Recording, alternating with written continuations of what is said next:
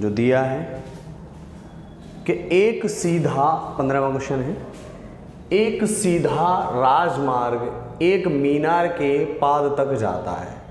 एक सीधा राजमार्ग है इस तरीके से, एक सीधा राजमार्ग है जो मीनार के पाद तक जाता है। पाद मतलब आधार, निचला सिरा।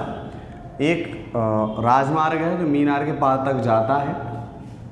मीनार के शिखर पर खड़ा एक आदमी, यानी यहाँ पर कोई आदमी खड़ा है, मीनार के शिखर पर यहाँ पर कोई आदमी खड़ा है।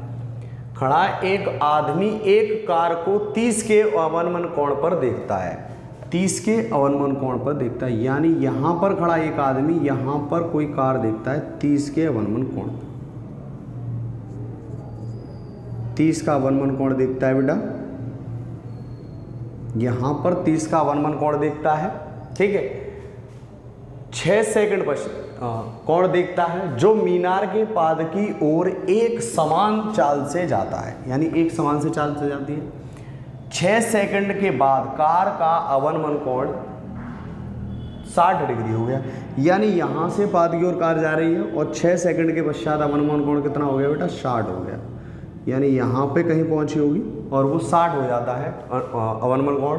ठीक है, इस बिंदु से मीनार के पाद तक पहुँचने में कार द्वारा लिया गया समय, यानी यहाँ से यहाँ तक पहुँचने में कार द्वारा लिया गया समय ज्ञात करना है। तो इसे ए मान लो, इसे बी, इसे सी और इसे डी। ठीक है, या इसे डी मान लो या इसे सी मान लो, कुछ भी मान लो। ठीक है, यहाँ पर कोई आदमी था जिसका अवनमन कोण यहाँ 60 था और यहाँ 30। ठीक है, ये कोण जो बनेंगे वो यहाँ बनेंगे। ठीक है, तो यहाँ पे भी दर्शाएंगे क्योंकि ये तो निकालने ही है हमें। अब यहाँ से यहाँ तक, यानी एक सीधा राजमार्ग था, एक जो मीनार के पाद तक जाता था। मीनार पर खड़ा एक आदमी का उन्नयन कोण, अवनमन कोण जो कार आ रही है उसकी तरफ, उसका अवनमन कोण कितना था, 30 था। 30 के अवनमन कोण पर देखता है जो मीनार के पाद की ओर एक समान चाल से जाता है, यानी जाती है। ठीक है, 6 सेकंड के पश्चात कार 6 सेकंड बाद कार का अवनमन कोण 60 हो गया। 6 सेकंड के बाद कार का अवनमन कोण कितना हो गया, 60 हो गया। इस बिंदु से मीनार के पाद तक, यानी यहाँ तक पहुँचने में कार द्वारा लिया गया समय ज्ञात करना है। तो यानी जो दो स्थिति है ये देखता है बेटा, तो यहाँ पर जो सी और डी है, ये दो स्थितियाँ हैं यहाँ पे कार की। ठीक है, यहाँ से यहाँ तक की दूरी ज्ञात करनी है। ठीक है, और कोई दूरी यहाँ पे दी नहीं है। ठीक है, ना तो ये ना ये ना कुछ, कोई दी नहीं दी है। यहाँ से यहाँ तक पहुँचने में, यानी 6 सेकंड बाद कार का अवनमन कोण, यानी 6 सेकंड यहाँ से यहाँ तक का दिया है, 6 सेकंड में पहुँच रहा है, लेकिन ये ज्ञात करना है हमें यहाँ से यहाँ तक। ठीक है, तो हम मान लेते हैं कि लंब अपॉन आधार, सही है, लंब अपॉन आधार है ये बेटा, यानी ए बी, यानी समकोण लेते हैं हम, समकोण लेते हैं हम ए बी डी में, ए बी डी में, तो समकोण ए बी डी में लंब अपॉन आधार, यानी A B upon B D,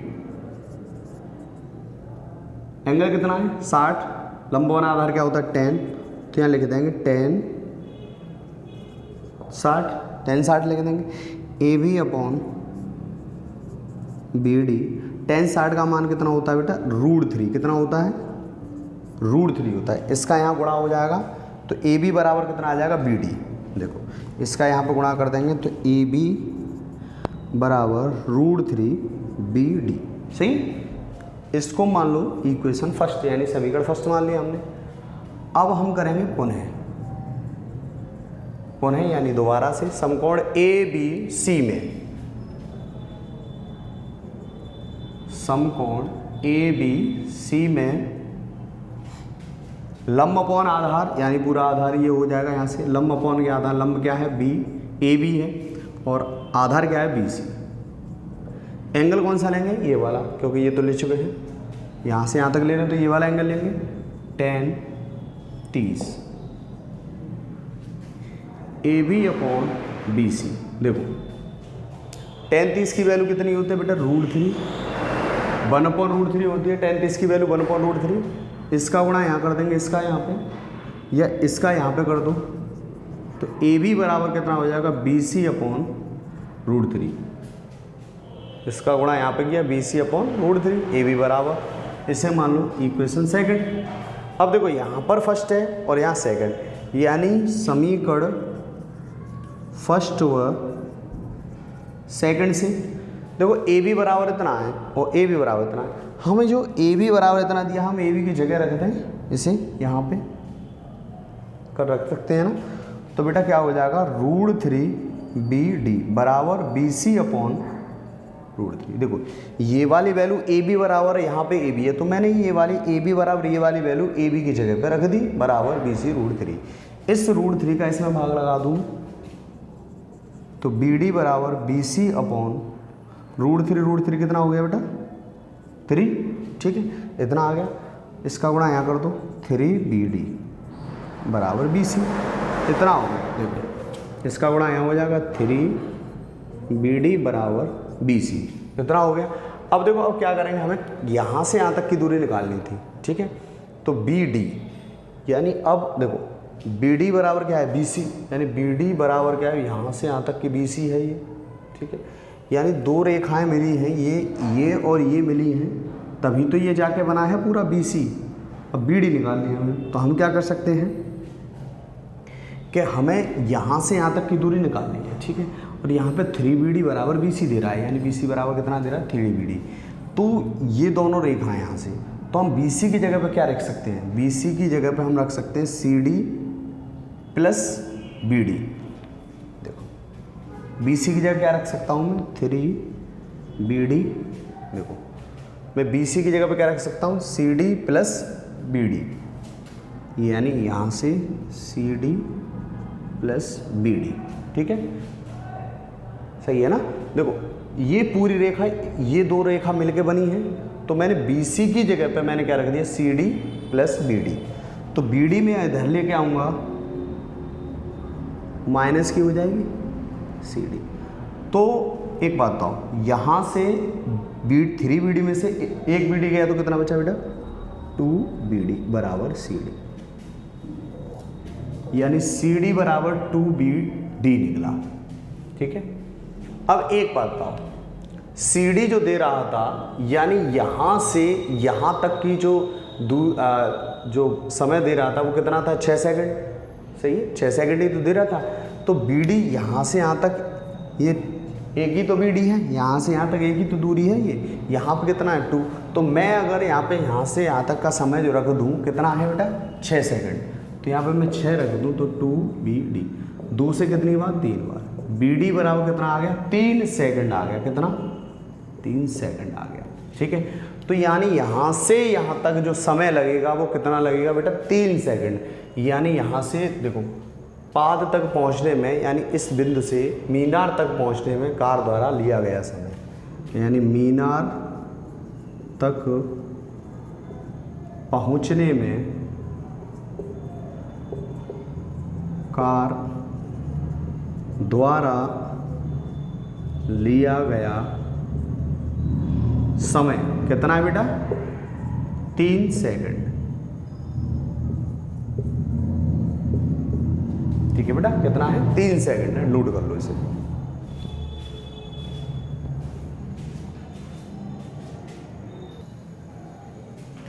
hello student, आगे क्वेश्चन दिया है 16वां।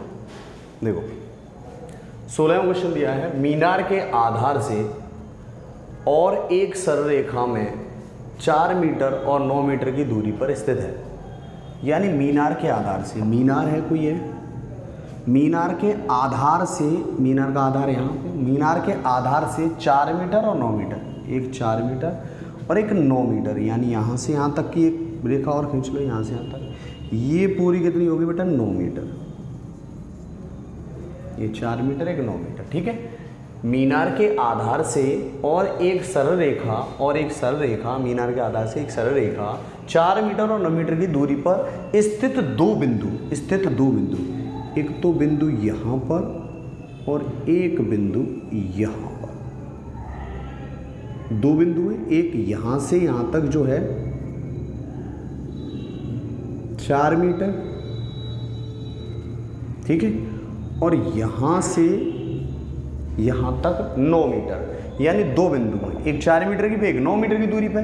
बिंदुओं से मीनार के शिखर का उन्नयन कोण पूरक कोण है, यानी बेटा क्या है बेटा, ये थीटा हो गया, ये 90 माइनस थीटा हो गया। ठीक है, एंगल ऐसे इस तरीके से बना लो। देखो क्या कह रहा है, एक मीनार के आधार और एक सररेखा में 4 मीटर और 9 मीटर की दूरी पर स्थित 2 बिंदुओं से मीनार के शिखर का उन्नयन कोण पूरक कोण है। यानी मीनार के आधार से एक 4 मीटर की एक बिंदु है, दूसरा बिंदु 9 मीटर की दूरी पर है मीनार के आधार से। और क्या है बेटा, पूरक कोण। पूरक कोण क्या होते हैं, जो 90 से कम होते हैं। ठीक है, यानी दोनों मिलके कितने के हों, 90 के हों। ठीक है, तो यानी ये इसका पूरक है, तो ये थीटा हो जाएगा, ये 90 माइनस थीटा हो जाएगा। तो यहाँ पे क्या कर लेंगे हम, ABC और ये वाला पॉइंट हो जाएगा हमारा D। ठीक है, ये पूरक कोण हो गए। अब देखो हमें क्या करना है, सिद्ध कीजिए कि मीनार की ऊंचाई 6 मीटर है। यानी ये सिद्ध करना है जो मीनार की ऊंचाई है वो 6 मीटर है। यानी हम मीनार की ऊंचाई हम क्या मान लेते हैं, H मान लेते हैं। मीनार की जो ऊंचाई हमने मानी वो H मान ली, तो हम यहाँ लिख लेते हैं, माना मीनार की ऊंचाई AB बराबर H मीटर। ठीक है, हमने क्या मान लिया, AB बराबर H मीटर मान लिया मीनार की ऊंचाई। अब देखो समकोण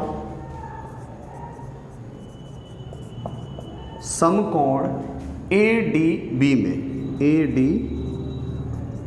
में लंब अपॉन आधार, बेटा क्या लिखेंगे, लंब अपॉन आधार। लंब क्या है, AB और आधार क्या है, BD।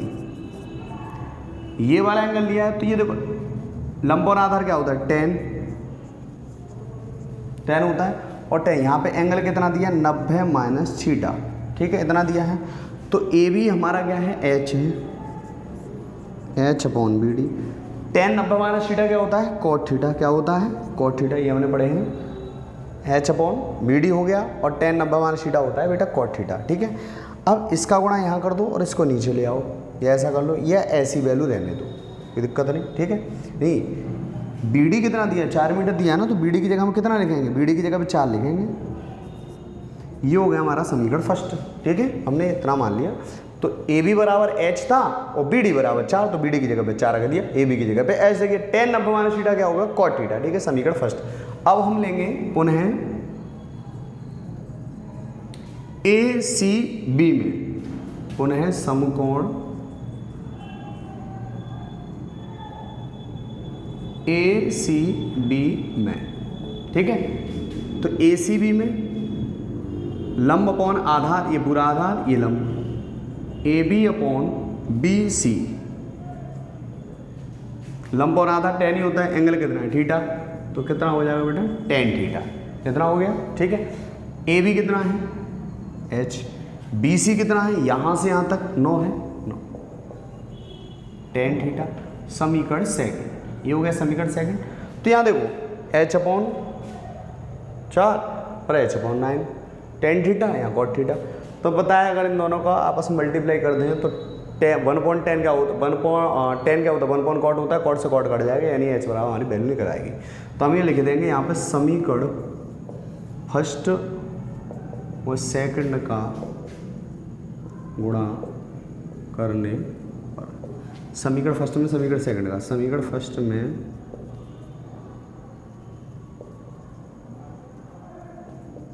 समीकरण सेकंड का, समीकरण फर्स्ट में समीकरण सेकंड का गुणा करने पर देखो H/4 इंटू H/9 बराबर cot theta into tan theta.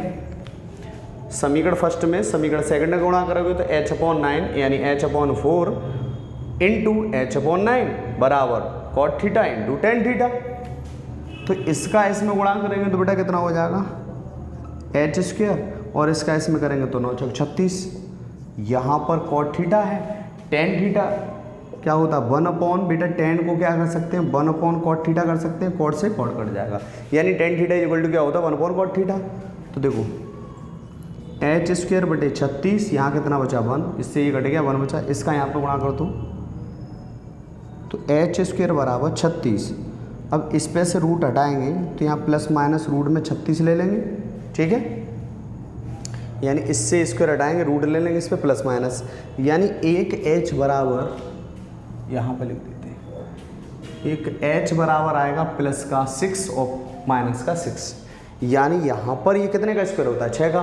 तो एक तो बेटा h बराबर प्लस का आया 6 प्लस का 6, एक h बराबर माइनस का 6, तो ये वैल्यू कैसी है ऋणात्मक, ये वैल्यू कैसी है बेटा